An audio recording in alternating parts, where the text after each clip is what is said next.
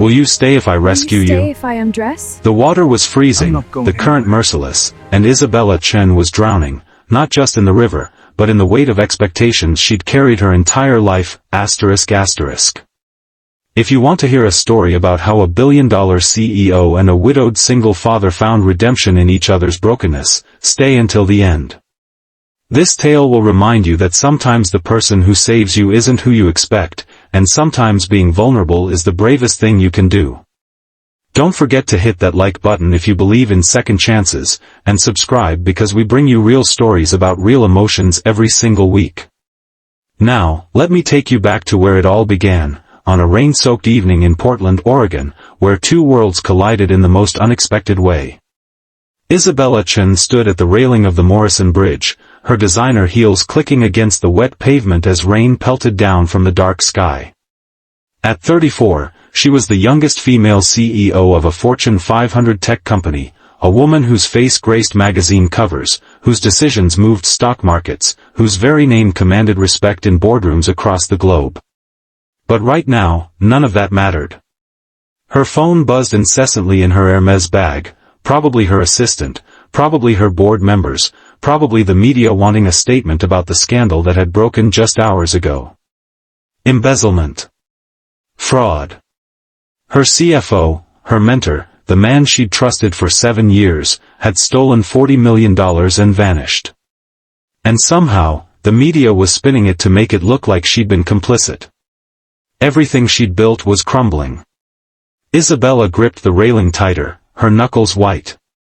The Willamette River churned below, dark and angry, matching the storm in her chest.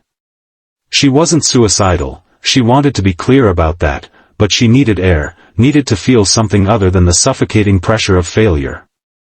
She leaned forward, just wanting to feel the spray of the water on her face, to ground herself in something real. But the rain had made everything slippery. Her heel caught on the edge of the pavement, and suddenly she was falling, tumbling over the railing with a scream that was swallowed by thunder. The impact knocked the air from her lungs. The river was shockingly cold, like 1,000 knives piercing her skin.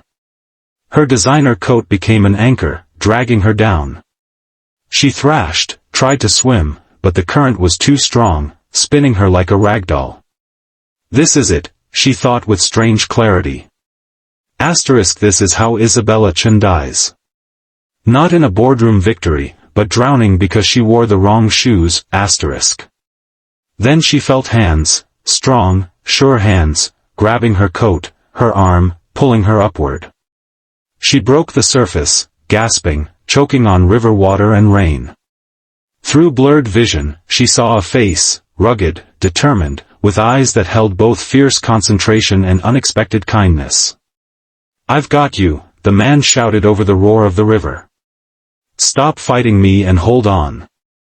Some distant, CEO part of her brain wanted to argue, to say she didn't need help, but survival instinct won. She grabbed onto him, and together they fought against the current. He was a powerful swimmer, each stroke deliberate and strong, angling them toward the shore even as the river tried to drag them downstream. It felt like hours but was probably only minutes before they reached the muddy bank. He hauled her onto solid ground, and she collapsed, coughing up water, shivering violently. The man knelt beside her, already pulling off his jacket, soaked as it was, to drape over her shoulders. "Are you hurt?" His voice was deep, tinged with concern. "Can you breathe okay? Did you hit your head?" Isabella managed to shake her head, still coughing. Now that the adrenaline was fading, she became aware of everything, how cold she was, how her whole body ached, how this complete stranger had just risked his life for hers. I'm okay," she managed to rasp. You jumped in after me. "Saw you fall from my car," he said, already pulling out his phone. "I'm calling 911. You need to get checked out." "No." Isabella grabbed his wrist with surprising strength. The last thing she needed was media finding out that Isabella Chen had fallen into a river during the biggest scandal of her career. "No hospitals. No police. Please. I'm fine." He looked at her like she was crazy. "Lady, you just nearly drowned. You need medical attention." "I'm fine." She locked eyes with him, summoning every ounce of the commanding presence that made executives twice her age defer to her judgment. I can't have this become public. Please." He studied her for a long moment, and she studied him back. He was perhaps late 30s, with dark hair plastered to his forehead, strong features, and eyes that seemed to see right through her corporate armor. He wore jeans and a flannel shirt, work boots that had seen better days. Not someone from her world at all. "At least let me get you somewhere warm," he finally said. "I live 10 minutes from here. You can dry off, warm up, and then if you still won't let me take you to a hospital, at least let me call you a cab." Every safety protocol Isabella had ever learned screamed at her to refuse, to call her driver, to handle this through proper channels. But she was so tired of proper channels, so exhausted by the machinery of her life. And something in this man's eyes told her she could trust him. "Okay," she whispered. His name was Marcus Rivera, and he drove a beat-up Toyota that smelled faintly of crayons and fast food. As he cranked up the heat, Isabella noticed the car seat in the back, the scattering of coloring books and small toys. "You have a child," she observed, her teeth still chattering. "Daughter. Emma. She's 7. His voice softened when he said her name. "She's at her grandmother's tonight, thankfully. Otherwise she'd be in the car asking a million questions about why I'm bringing home a drowned stranger." Despite everything, Isabella felt her lips twitch toward a smile. That would be difficult to explain. They drove through quiet residential streets, far from the downtown high-rises where Isabella spent her life. Marcus pulled into the driveway of a modest 2-story house with a small, well-kept yard. Children's chalk drawings decorated the driveway, butterflies and flowers and stick figures holding hands. Inside, the house was warm and lived in. Mismatched furniture, photos on every surface, a blanket fort in the corner of the living room that clearly hadn't been taken down yet. It was the opposite of Isabella's minimalist penthouse, and something about it made her chest ache. "Bathrooms upstairs, first door on the right," Marcus said, already moving toward what she assumed was the bedroom. "I'll find you some dry clothes. They'll be too big, but better than hypothermia." Isabella climbed the stairs, leaving puddles with each step. In the bathroom, decorated with rubber duckies and a step stool by the sink, she caught sight of herself in the mirror and barely recognized the reflection. Her always perfect hair hung in wet tangles, her makeup had run in dark streaks, and her eyes looked hollow and lost. She stripped off the wet clothes, a designer outfit that had cost more than most people's monthly rent, now ruined. As she stood there in her underwear, shivering, there was a soft knock at the door. "I'm leaving clothes outside the door," Marcus called. "There's towels in the cabinet. Take your time." Isabella found the clothes, gray sweatpants with a drawstring, a university hoodie that had clearly been washed 100 times until it was perfectly soft, thick wool socks. She dried off and dressed, and even though everything hung loosely on her smaller frame, she felt warmer than she had in hours. When she came downstairs, Marcus had changed too and was in the kitchen, making tea. He'd also started a fire in the fireplace. He looked up as she entered, and something flickered across his face, not attraction exactly, but recognition. Like he was seeing a real person instead of the drowned stranger he'd pulled from the river. "Chamomile okay?" he asked, holding up a mug. "It's what I give Emma when she's had a bad day. It's perfect." Isabella accepted the mug, wrapping her hands around it. "Thank you. For everything. I don't know how to." "You don't have to thank me." Marcus settled into the armchair across from her, his own mug in hand. "Anyone would have done the same." "No," Isabella said quietly. "They wouldn't have. Most people would have called 911 and waited. You jumped into a freezing river in a storm." He shrugged, looking uncomfortable with the praise. couldn't just watch someone drown. They sat in silence for a moment, the only sounds the crackling of the fire and the rain against the windows. Isabella felt something unfamiliar settling over her, peace, maybe, or at least a temporary reprieve from the chaos of her life. "I'm Isabella, by the way," she said finally. "Isabella Chen." If he recognized the name, he didn't show it. "Marcus Rivera." "Nice to meet you, Isabella. Though I wish it were under better circumstances." "You really don't know who I am?" She couldn't help but ask. Marcus raised an eyebrow. "Should I?" And Isabella laughed, actually laughed, for the first time in weeks. "No. No, it's refreshing actually. Well, I'm a general contractor, not exactly running in high society circles," Marcus said with a self-deprecating smile. "I spend my days fixing broken things and my evenings helping with homework and watching Disney movies. The news I get is mostly from Emma telling me about what happened at school." "That sounds..." Isabella paused, surprised by what she was about to say. "That sounds wonderful." Marcus's expression softened but also saddened. "It is. Though it wasn't always just the two of us. My wife, Sophia, passed away 2 years ago. Cancer. I'm so sorry." The words felt inadequate, but Isabella meant them deeply. "Thank you." Marcus stared into his mug. "It's been hard. On both of us. But you learn to keep going, you know? For the people who need you."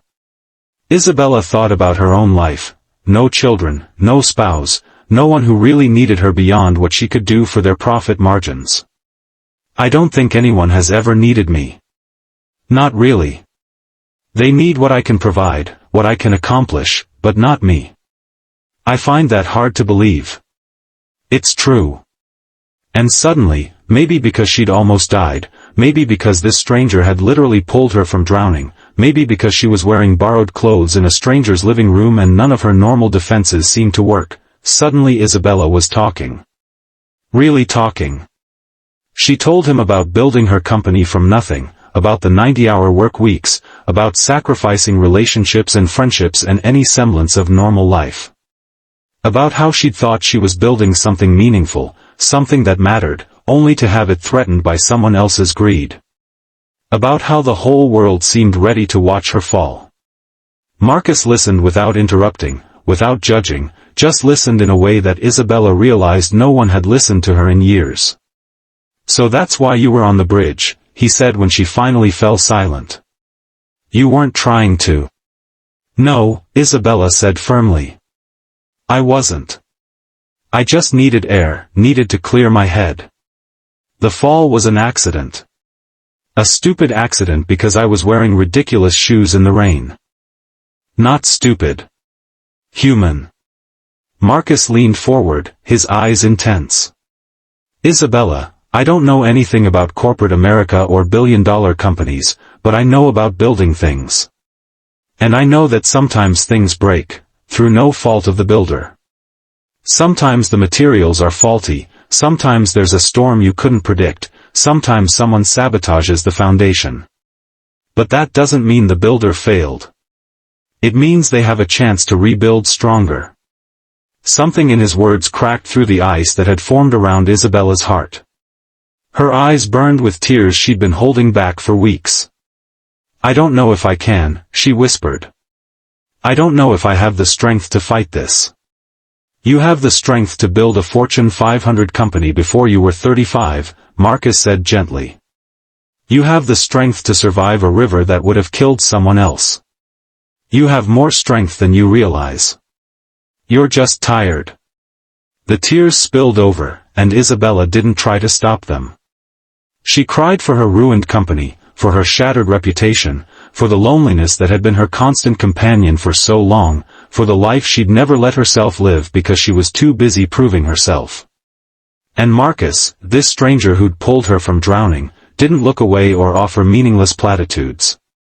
He just handed her tissues and stayed present with her pain. Isabella woke up on Marcus's couch under a thick quilt, momentarily disoriented.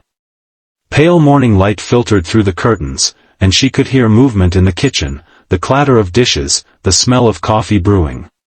She sat up, her body aching in a dozen places. The events of the previous night came flooding back, and she instinctively reached for her phone. Dead, of course.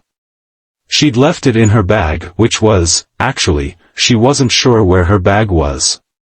Probably at the bottom of the Willamette River. Good morning. Marcus appeared with 2 mugs of coffee. He'd clearly been up for a while, showered, dressed in clean jeans and a t-shirt, looking unfairly put together. How do you feel? Like I got into a fight with a river and lost, Isabella admitted, accepting the coffee gratefully. What time is it? 7:30. I called into work, told them I'd be late. Figured you might need. He trailed off, looking uncertain for the first time. A phone charger? A ride? A miracle? Isabella supplied wryly. Marcus smiled. I was going to say breakfast, but those other things too. Your phone's charging in the kitchen. I fished your bag out before we left the riverbank last night. Didn't go through it, he added quickly. Just wanted to make sure you had it. Thank you. Isabella was touched by the thoughtfulness, the respect for her privacy even when she'd been in no state to notice. Marcus, I need to ask you something. And I need you to be honest with me. He settled into the armchair, giving her his full attention. Okay. Why did you help me? Really? It wasn't just about someone drowning. You've gone above and beyond, bringing me here, letting me stay, listening to me fall apart. You have a daughter to think about, a life to live. Why risk everything for a stranger? Marcus was quiet for a long moment, his fingers drumming against his coffee mug. Can I tell you something? About the night Sophia died? Isabella nodded. It was late. We were at the hospital. The doctors had done everything they could, but the cancer was too aggressive, too far gone. They told me it was a matter of hours. His voice was steady, but Isabella could hear the old grief beneath it. I was sitting beside her bed, holding her hand, and I was so angry. Angry at the world, at fate, at God if he existed. And I asked her, how am I supposed to do this alone? How am I supposed to raise Emma without you? He paused, his eyes distant with memory. And Sophia, even though she could barely speak, she squeezed my hand and said, you won't be alone. Someone will help you when you need it most. That's how the world works, we save each other. I thought she was delirious from the pain medication. But then, after she passed, people showed up. Neighbors brought food. My mother-in-law moved closer to help with Emma. My crew at work covered for me when I couldn't function. Complete strangers at the grocery store would smile at Emma when she was having a meltdown and I was at my wit's end.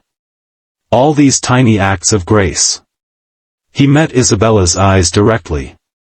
So when I saw you fall last night, I didn't think about the risk or the cold water or what it would cost me. I thought about Sophia's words. Someone will help you when you need it most.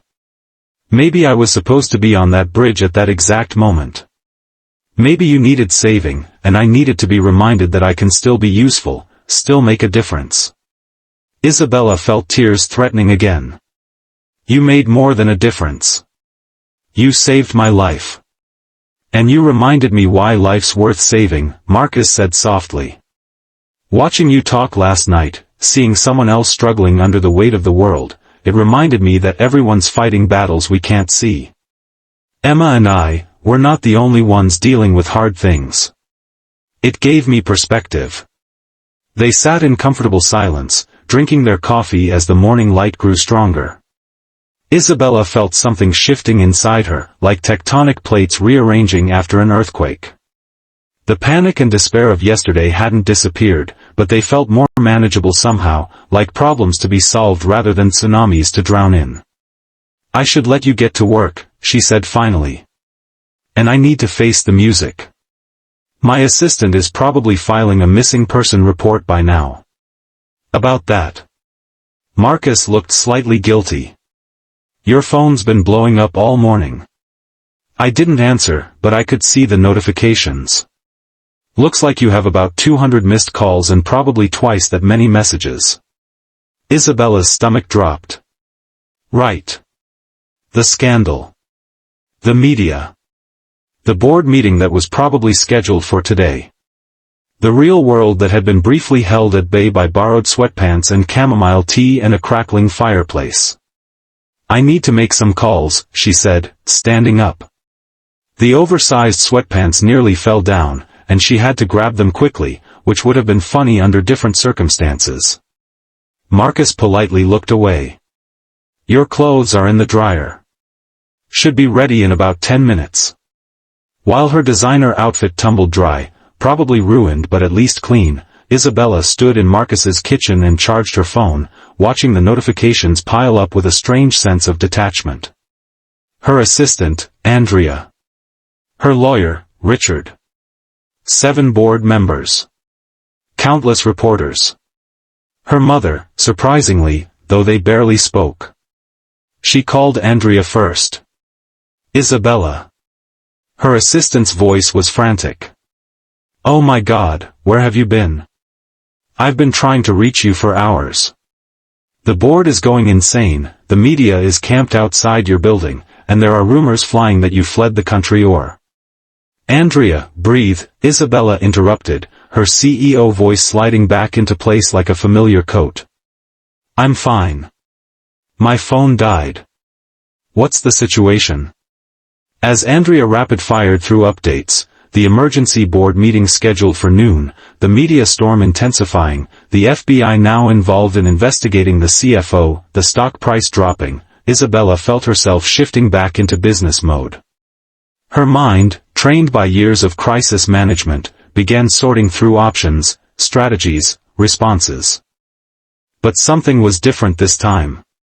Usually, crisis mode meant her entire world narrowing to a single point of laser focus, everything else falling away. But now, even as she processed Andrea's information, part of her awareness stayed in Marcus's warm kitchen, watching through the doorway as he moved around the living room, straightening up, folding the quilt she'd slept under. Tell the board I'll be at the meeting, Isabella said. And Andrea? Draft a statement for me. Not defensive, not apologetic. Confident. We are cooperating fully with authorities, I had no knowledge of any financial impropriety, and we're implementing new oversight measures immediately. Get it to legal for review, then send it to me. Got it. Isabella, are you sure you're okay? You sound different. I'm okay. Better than okay, actually. I'll see you at noon. She hung up and found Marcus watching her from the living room doorway. That was impressive, he said. Like watching someone flip a switch. 1 second you're just Isabella, the next you're... I'm guessing CEO Isabella? Sorry. Occupational hazard. Isabella felt oddly self-conscious. When there's a crisis, I just kind of take over. Don't apologize. It's who you are. I'm just glad you had one night of being off duty. The dryer buzzed, and Isabella retrieved her clothes. They were indeed ruined, her silk blouse had shrunk, her designer slacks were wrinkled beyond redemption, and her cashmere coat would never be the same. But at least they were dry. She changed in the bathroom again, staring at her reflection. Even in damaged clothes with no makeup and tangled hair, she looked more alive than she had in months. Her eyes had lost that hollow quality. There was color in her cheeks. When she came downstairs, Marcus had called her a car. It'll be here in 5 minutes. I wanted to drive you myself, but I really do need to get to work. We're behind on a project, and my crew's counting on me. Of course. You've already done more than enough. Isabella hesitated, then pulled out her phone. Would you mind if I got your number? I'd like to stay in touch. If that's okay. Something flickered in Marcus's eyes: surprise, pleasure, uncertainty. Yeah, I'd like that. They exchanged numbers, and then the car was honking outside. Isabella gathered her ruined designer bag, took a breath, and turned to face him. Marcus, I don't know how to thank you properly. You didn't just save my life, you reminded me why it's worth living. I won't forget that. You don't owe me anything, Isabella. Just, don't let them break you, okay? Whatever happens today, remember that you're stronger than they think. Stronger than you think. On impulse, Isabella stepped forward and hugged him. He stiffened in surprise, then carefully returned the embrace. He smelled like coffee and clean laundry and something indefinably comforting. For just a moment, Isabella let herself feel safe. Then she pulled back, gave him one last smile, and walked out into the morning to face her empire's collapse. The board meeting was brutal.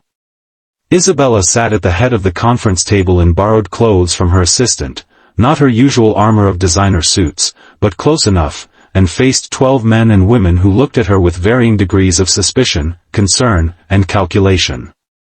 The FBI is asking questions about what you knew and when you knew it, said Gerald Hampstead, the oldest board member and the most resistant to having a young female CEO in the first place. This looks very bad, Isabella. Very bad indeed. I understand that, Gerald. Which is why we're cooperating fully with their investigation. I've already turned over all my communications with James, all relevant documents, and I'm available for questioning whenever they need me. Isabella kept her voice level, professional. I trusted the wrong person. That's on me. But I did not commit fraud, and I will not be made a scapegoat for someone else's crimes. The optics, another board member began. The optics will improve when we show we're taking decisive action, Isabella interrupted. I'm proposing we implement a completely new oversight structure, bringing in an independent auditing firm, restructuring our financial department, and increasing transparency across all levels of operation. We turn this crisis into an opportunity to become the most ethically sound company in our industry. She spoke for 20 minutes, laying out a comprehensive plan she drafted in the car on the way over, her mind working at lightning speed. Some board members looked convinced. Others remained skeptical. Finally, Gerald spoke. And what about your position as CEO? Perhaps it would be better for the company if you stepped aside, at least temporarily, until this blows over. The room went silent. This was it, the moment she'd been dreading. They were going to force her out, make her the sacrifice to appease the media and the stockholders. And a week ago, Isabella would have fought with everything she had. She would have seen stepping down as the ultimate failure, the end of everything she'd worked for. But now, standing in the ruins of her empire, something Marcus had said echoed in her mind, sometimes things break through no fault of the builder. That doesn't mean the builder failed. It means they have a chance to rebuild stronger, If the board feels my resignation would serve the company's best interests, I'll consider it, Isabella said calmly. But I won't be forced out in disgrace. I've given 7 years of my life to this company. I've increased revenue by 300%, created jobs for over 10,000 people, and pioneered innovations that changed our entire industry. I made one mistake in judgment about James. One. And I will fix it. But I won't let you rewrite history to make me the villain of this story. She stood up, placed both hands on the table, and looked each board member in the eye. Here's what I propose. Give me 60 days. 2 months to clean up this mess, implement the new oversight structure, and restore investor confidence. If I can't do it, I'll step down voluntarily with a generous severance package and my dignity intact. But if I can, and I will, then this board publicly reaffirms its support of my leadership. Deal? The silence stretched for what felt like an eternity. Then Martha Young, the CFO of a pharmaceutical company and the board member who'd always been fairest to Isabella, spoke up. I think that's reasonable. Isabella has earned the right to fight for her company. I vote we give her the 60 days. One by one, other board members nodded. Even Gerald, grudgingly, agreed. Isabella left the meeting exhausted but victorious. She had 2 months to save everything she'd built. The next few weeks were a blur of 18-hour days, meetings with lawyers and FBI agents, interviews with journalists who were all looking for a scandal angle, and late nights going over financial records with forensic accountants. Isabella barely slept, barely ate, living on coffee and determination. But through it all, she had a strange new anchor, Marcus. They texted every day. At first, it was just Isabella checking in, thanking him again for his help. But gradually, their conversations deepened. Marcus would send her pictures of Emma's latest art projects or tell her about funny things that happened on his job sites. Isabella would share frustrations about the investigation or small victories in her campaign to restore the company's reputation. Their texts became a lifeline for both of them, a reminder of the world outside their immediate struggles. 3 weeks after the night at the bridge, Marcus texted, "Emma wants to know if you're real or if I made you up." Apparently, a lady CEO who fell in a river sounds like a fairy tale, *. Isabella smiled at her phone, something that had become increasingly rare in the office. Tell her I'm very real. And that her dad is a hero, she says heroes wear capes. I told her mine was in the wash, Does she like ice cream? Is water wet? There's a place downtown, Stella's Creamery. Best ice cream in Portland. Would you two like to meet me there Saturday afternoon? I owe her a thank you for sharing her dad that night, There was a longer pause than usual. Then, are you sure? I've been following the news. You're kind of in the middle of a firestorm, all the more reason to have ice cream with a 7-year-old. Kids don't care about stock prices and scandal.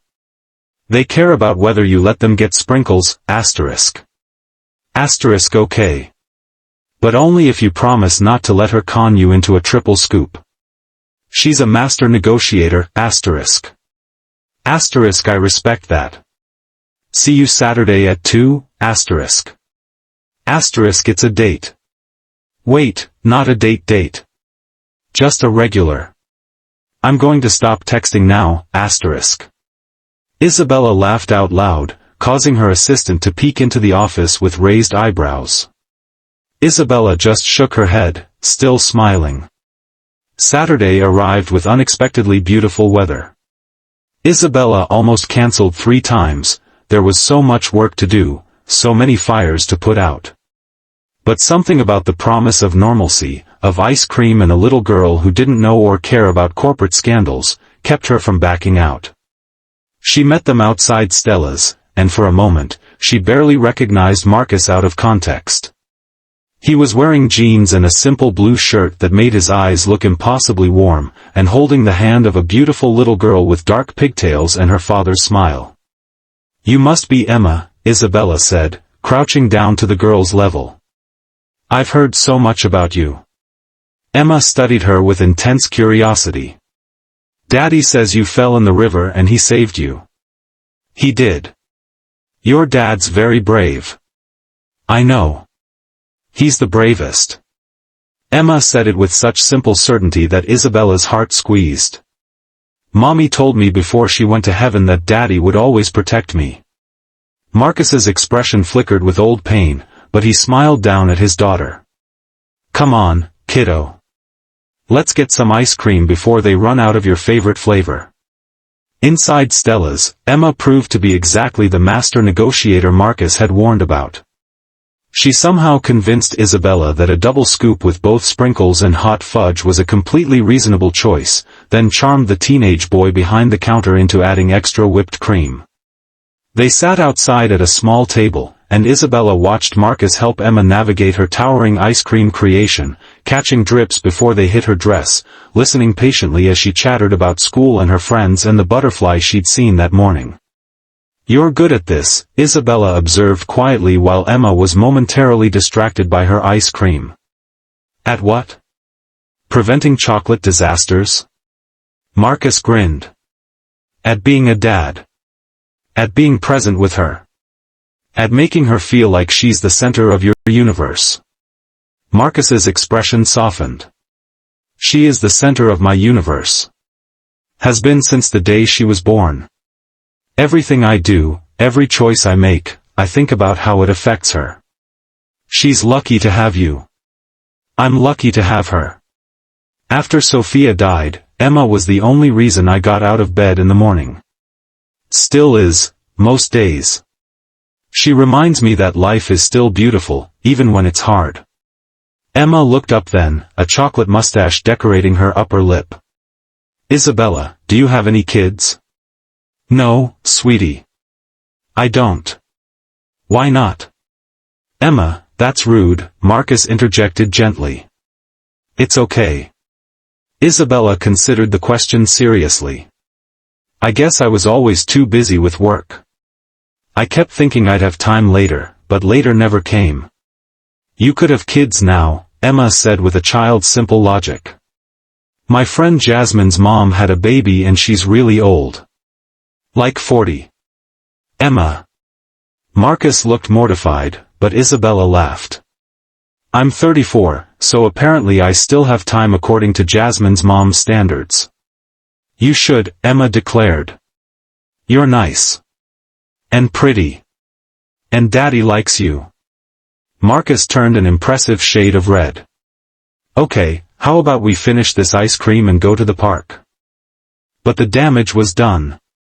Isabella caught Marcus's eye, saw the embarrassment but also something else, a flicker of acknowledgement that what Emma had said wasn't entirely wrong. They did go to the park, and Isabella found herself on a swing set for the first time in probably 20 years, with Emma demanding she go higher, higher. Marcus pushed both of them, his laugh mixing with Emma's squeals of delight and Isabella's surprised joy. For 2 hours, Isabella forgot about the scandal, the investigation, the pressure and the stress. She was just a woman in a park, playing with a sweet little girl and her kind father, feeling sunshine on her face and something that might be happiness in her chest. When they finally said goodbye, Emma hugged Isabella tight. Can we do this again? Please. Isabella looked at Marcus, saw hope and caution warring in his expression. I'd really like that. Next time you should come for dinner, Emma said. Daddy makes really good spaghetti. And I can show you my room and my stuffed animals and my... Emma, breathe, Marcus laughed. Let Isabella think about it. I don't need to think about it, Isabella heard herself say. I'd love to come for dinner. Emma cheered, Marcus smiled, really smiled, the kind that crinkled the corners of his eyes, and Isabella felt something click into place, like a puzzle piece she hadn't known was missing. Dinner at the Rivera house became a weekly tradition. Every Sunday, Isabella would show up with dessert from whatever bakery she'd discovered that week, and Marcus would cook while Emma chattered about school and dragged Isabella around to see her various treasures. It was during one of these dinners, about 5 weeks into Isabella's 60-day deadline, that things shifted. Emma had gone to bed after extracting promises of a story from Marcus. Isabella was helping clean up the kitchen, something her housekeeper had always done in her own home, but here it felt natural, companionable.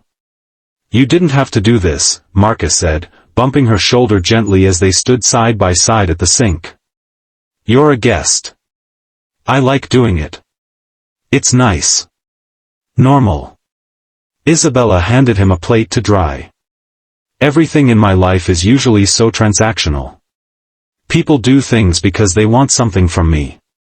But this, helping with dishes, playing with Emma, eating spaghetti, it's just, genuine. That's because we don't want anything from you. We just like you. The words were simple, but they hit Isabella with unexpected force. When was the last time someone had liked her for her, not for what she could provide or achieve? Can I ask you something? Marcus set down the dish towel, turning to face her fully. And you don't have to answer if it's too personal.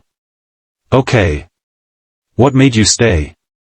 After that first night, after the river, you could have disappeared. Gone back to your world and forgotten about the contractor who pulled you out. But you didn't. You kept texting. You came for ice cream. You have dinner with us every week. Why? Isabella took her time answering, drying her hands on a towel, choosing her words carefully. Because you and Emma remind me of who I could have been.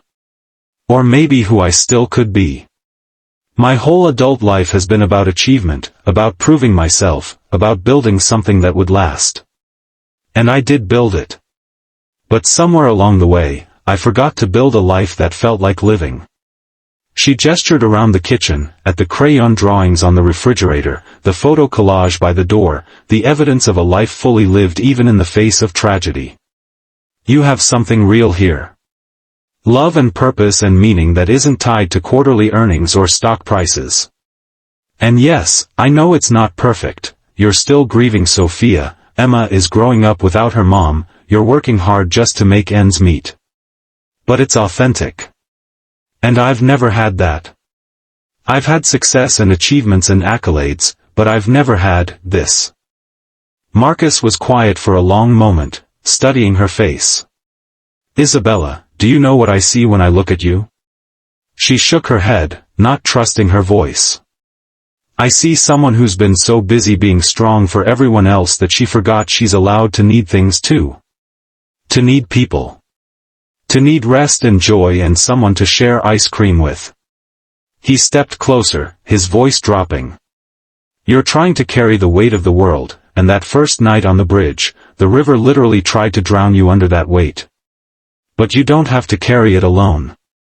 I don't know how to not carry it, Isabella whispered. I don't know how to be anything other than what I've made myself into. Then maybe it's time to learn. Emma and I, we're not going anywhere. Whatever happens with your company, whatever the board decides, whatever the media says, you have a place here. With us. If you want it. The air between them felt charged, full of possibility and promise and all the things Isabella had convinced herself she didn't have time for. She could smell Marcus's cologne, could see the flecks of gold in his brown eyes, could feel the warmth radiating from him. Marcus, She faltered, 1,000 objections rising in her mind. She was in the middle of a career crisis. Her life was chaos. She couldn't drag him and Emma into her mess. They deserved better than someone who worked 18-hour days and had more baggage than an airport carousel. But he must have seen the spiral starting because he gently placed his hands on her shoulders. You're overthinking it. You don't have to decide anything right now. I'm just saying, you have people who care about you. Remember that when things get hard. Isabella nodded, not trusting herself to speak. Then, on impulse, she leaned forward and kissed his cheek, feeling the slight stubble against her lips, breathing in his scent. Thank you, she murmured. For everything. When she pulled back, Marcus's eyes had darkened, and she saw in them the same want she was trying to suppress in herself. But they both had reasons to be careful, Emma sleeping upstairs, the timing that was all wrong, the different worlds they came from. So Isabella left that night with the taste of possibility on her lips and the feeling of his hands on her shoulders burned into her memory. The week before Isabella's 60-day deadline, everything came to a head.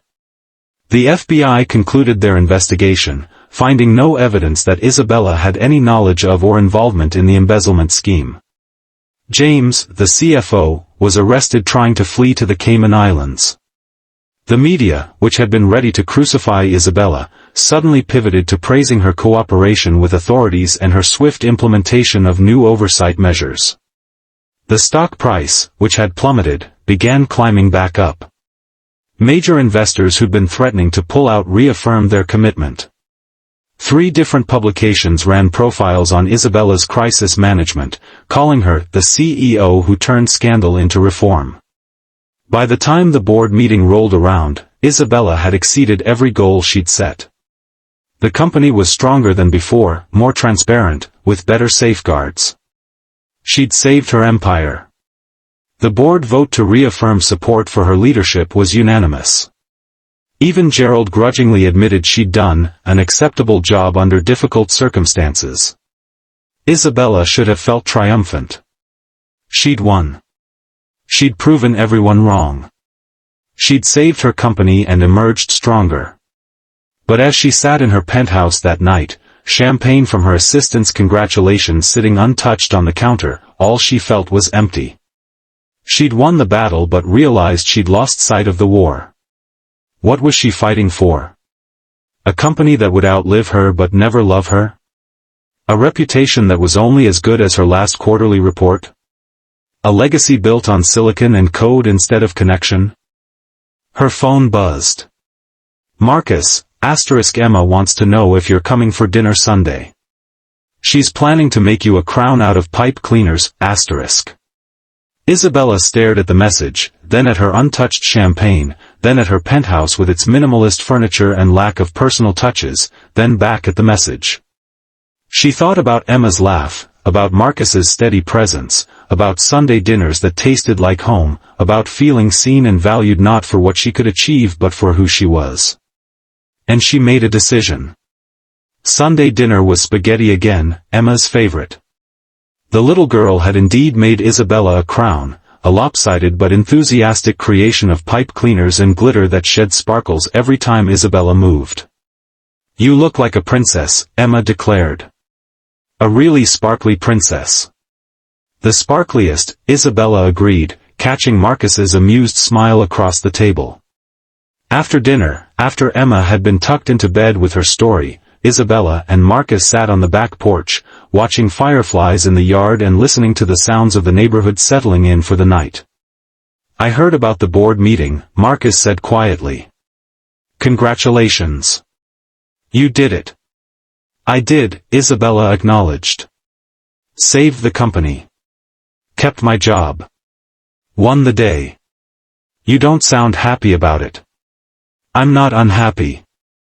I'm just. I don't know. Wondering what it was all for. She turned to face him, her pipe cleaner crown slipping slightly. Can I tell you what I realized this week? Always. I realized that the night I fell in the river, I wasn't just drowning in water.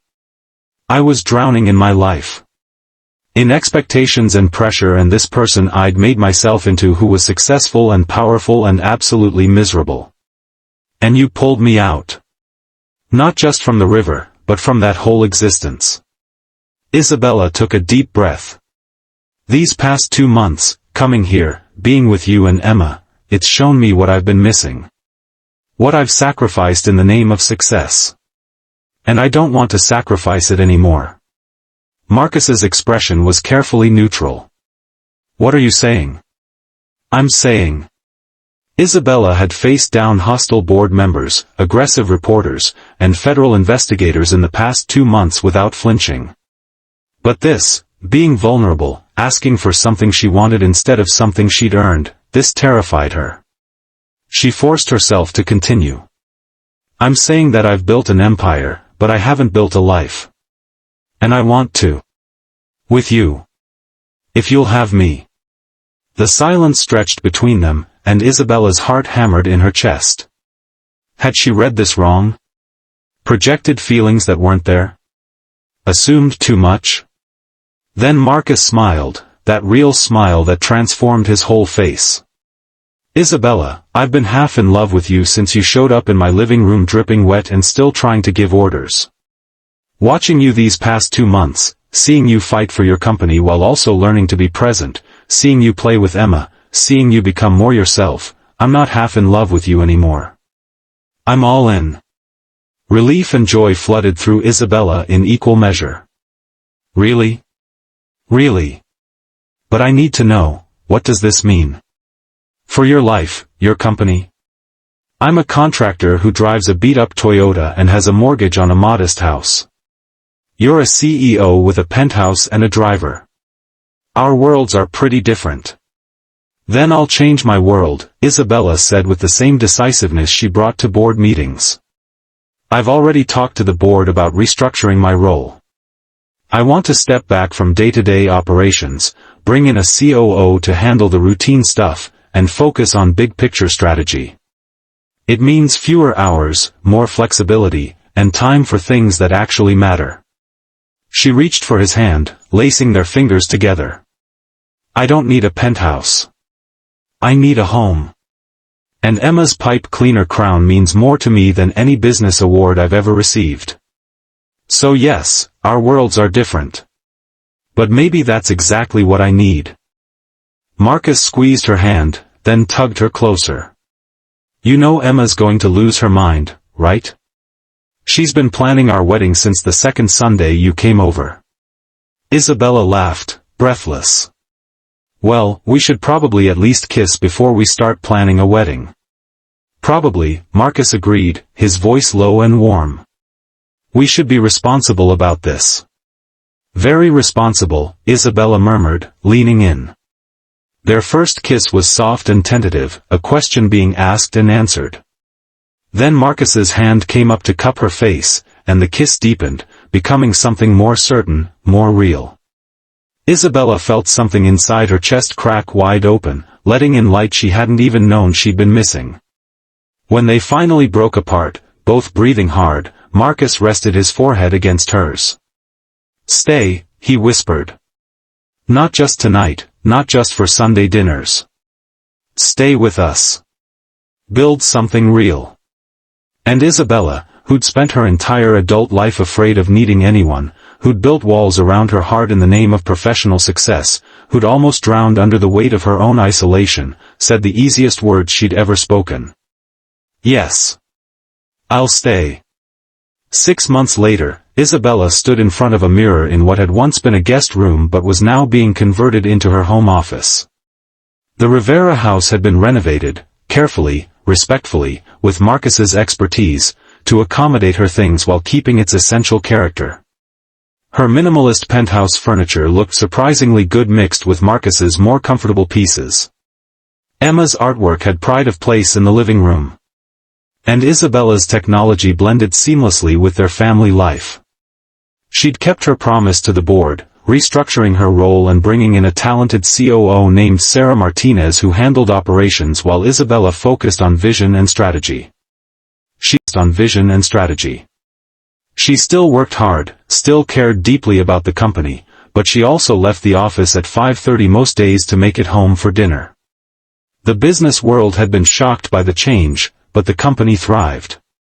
Turned out that a CEO who had work-life balance, who understood the value of family and time, made better decisions than one who was running on caffeine and stress.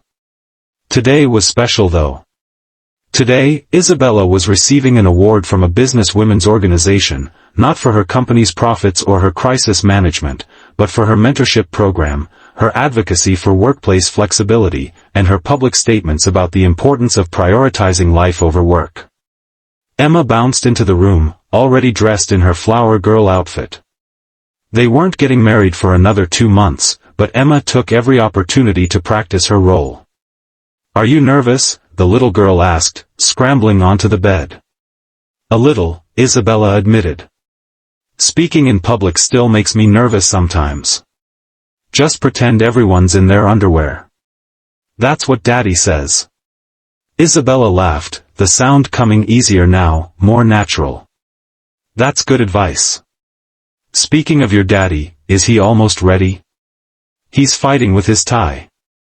He says ties are instruments of torture invented by people who hate necks. Right on cue, Marcus appeared in the doorway, his tie hanging loose and crooked. I heard that, Munchkin. You're not supposed to tell people when I'm struggling. But it's funny, Emma giggled. Isabella crossed to him, gently fixing his tie with practiced ease. It was a small intimacy, but one of hundreds that now made up their daily life. The goodbye kiss in the morning. The texts throughout the day. The shared look when Emma said something adorable. The way Marcus's hand would find hers under the dinner table. There, she said, smoothing his collar. Very handsome. You look beautiful, Marcus said softly. You always do, but especially when you're about to go change the world. I'm just accepting an award. You're showing other women that they can have both, career success and a real life. That they don't have to choose between ambition and love. That's changing the world. Isabella kissed him, soft and quick because Emma was watching. I love you. Love you too. Now go inspire people. Emma and I will be in the front row cheering inappropriately loud. It's not inappropriate if it's for family, Emma declared with authority. At the ceremony, Isabella stood at the podium and looked out at hundreds of professional women, some young and hungry, some established and successful, all of them trying to navigate the impossible balance of work and life. She thought about the woman she'd been 2 years ago, drowning in the river and in her life, convinced that vulnerability was weakness and needing people was failure. She thought about Marcus pulling her out, about Emma's uncomplicated affection, about learning to build a life instead of just an empire. 2 years ago, she began, I nearly died. I fell into a river during the worst crisis of my career, and a stranger jumped in to save me. That stranger became my partner, his daughter became mine, and they taught me the most important business lesson I've ever learned. She paused, making eye contact with individual women in the audience. They taught me that success without connection is just surviving, not living. That the metrics that really matter can't be measured in profit margins or stock prices. That being vulnerable enough to ask for help, to admit you can't do it all alone, to let people in, that's not weakness. That's the bravest thing you can do. Isabella found Marcus and Emma in the crowd. Emma was waving enthusiastically despite Marcus's attempts to keep her hand down. So my challenge to all of you is this: build your empires, chase your dreams, break your glass ceilings. But don't forget to build a life too. Don't forget to let people save you sometimes. Don't forget that the person you are at home is just as important as the person you are in the boardroom. She smiled, thinking of pipe cleaner crowns and Sunday spaghetti dinners and the feeling of Marcus's arms around her. Because the question isn't whether you can have it all. The question is what all really means to you. And for me, I learned that all isn't about what you achieve. It's about who you love and who loves you back. It's about building something that matters not just to the world, but to your heart. The applause was thunderous. But the only applause that mattered to Isabella came from a 7-year-old girl standing on her chair cheering, and a contractor in an uncomfortable tie who was looking at her like she'd hung the moon. After the ceremony, after the networking and the congratulations and the photographs, the three of them went for ice cream at Stella's Creamery.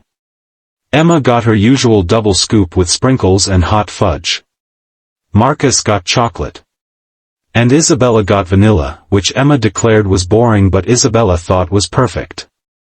They sat at the same table where they'd sat on that first ice cream date, when Isabella had still been fighting for her company and Marcus had still been cautiously letting someone new into his and Emma's life.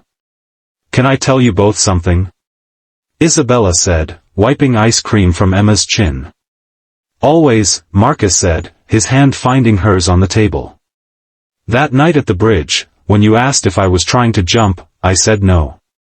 And that was true, I wasn't. But I also wasn't sure I wanted to keep fighting. I was so tired of being strong, so exhausted from carrying everything alone. She looked at Emma, then at Marcus. But then you saved me. Not just from the river, but from a life that was drowning me just as surely as the water was. You gave me a reason to keep fighting, not for my company or my reputation, but for this. For us. For Sunday dinners and pipe cleaner crowns and the kind of love that doesn't care about quarterly earnings.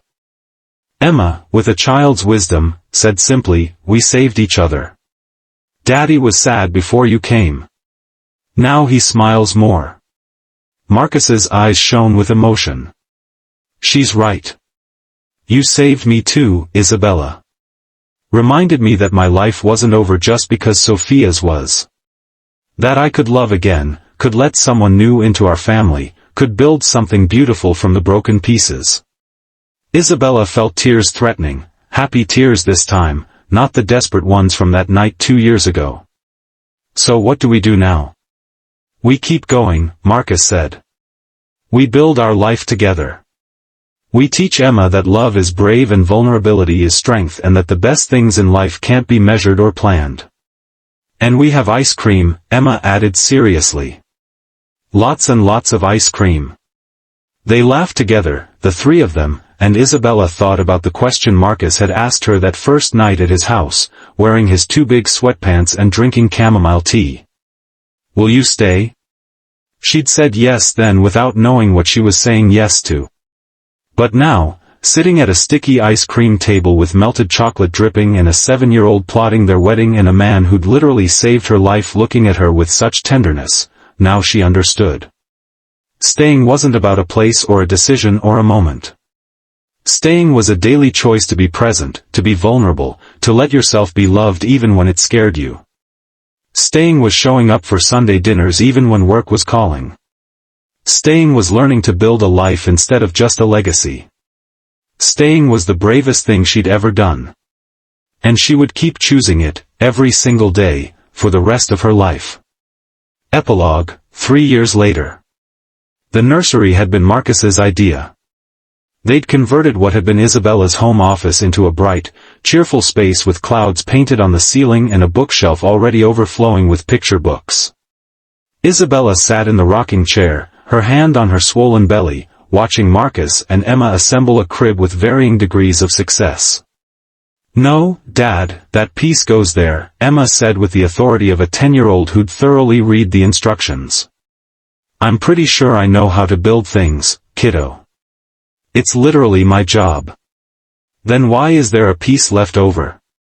Marcus examined the extra screw with consternation. "That's a spare. For emergencies." Emma looked at Isabella and rolled her eyes in perfect imitation of Isabella's own exasperated expression, which never failed to make Isabella laugh. "You two are quite a team," Isabella observed. "We're preparing for your son's arrival," Emma declared. "He needs to know that in this family, we question authority and always read the instructions." "Good lessons," Isabella agreed, feeling the baby kick against her palm. Her phone buzzed with an email notification, something about the quarterly earnings report. A few years ago, that would have sent her into immediate work mode. Now, she glanced at it, made a mental note to review it tomorrow, and returned her attention to her family. The company was thriving under Sarah's day-to-day leadership and Isabella's strategic vision. She worked 3 days a week in the office, 2 days from home, and had made it clear that family events took priority over meetings.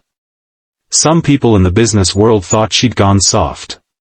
Others recognized that she'd just gotten smarter about what mattered. "All done," Marcus announced, stepping back from the completed crib. It looked perfect, despite the mysterious extra screw. Emma immediately claimed the right to put the first stuffed animal in it, a well-loved teddy bear that had been Sophia's, which Emma had decided her baby brother should have. "Mom gave this to me," Emma said softly, placing it carefully in the crib. "And I'm giving it to him. So he'll know that love doesn't end, it just gets shared with more people." Isabella's eyes welled with tears, pregnancy hormones, she told herself, though she knew it was more than that. It was witnessing this beautiful child, who'd lost her mother but learned that loss didn't mean the end of love, who'd accepted Isabella into her life with open arms, who was preparing to be a big sister with such tenderness. Marcus came to stand beside the rocking chair, his hand joining Isabella's on her belly. "He's lucky," he said quietly. "To be born into so much love." "We're all lucky," Isabella corrected. "I'm lucky that you jumped into a river for a stranger."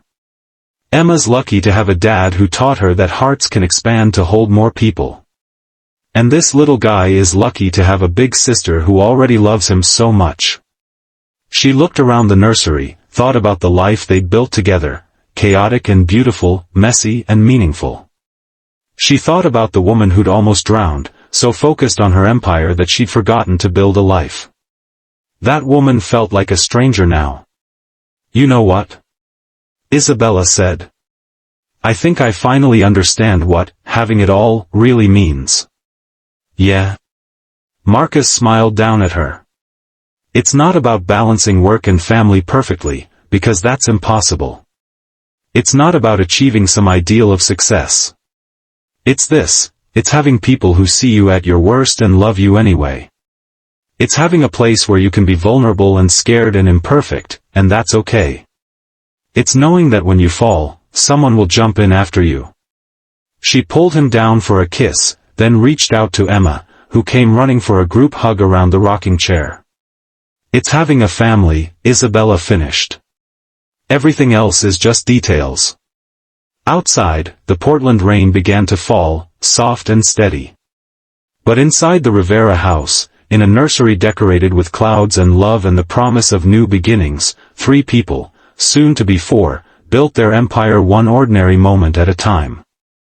And Isabella Chen, who'd once measured success in stock prices and profit margins, now measured it in goodnight kisses and Sunday dinners and the sound of Marcus's laugh and Emma's chatter and the flutter of a baby about to join their perfectly imperfect family. She'd asked him once, wearing borrowed sweatpants in his kitchen after nearly drowning, why he'd saved her. But the real question, she understood now, wasn't why he'd saved her.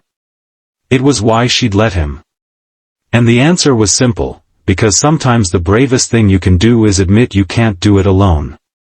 Sometimes strength looks like vulnerability. Sometimes saving yourself means letting someone else help. Sometimes you have to nearly drown to learn how to really live. And sometimes the person who pulls you from the river shows you that the real rescue isn't from the water, it's from the life you were living that was drowning you all along. Isabella rested her head against Marcus's shoulder, felt Emma's arms around her waist, and smiled. She'd built her empire. But more importantly, she'd built her home. And she was finally, truly, staying. If this story touched your heart, please hit that like button and subscribe to our channel. Share it with someone who needs to be reminded that success without love is just surviving, not living. Comment below and tell us about a time when someone saved you, literally or figuratively, and changed your life, ***. Remember, the question isn't whether you'll fall. We all fall sometimes. The question is whether you'll let someone catch you. Whether you'll stay when things get hard. Whether you'll build a life that's worth staying for, ***. Until next time, keep choosing love, keep choosing vulnerability, and keep choosing to stay.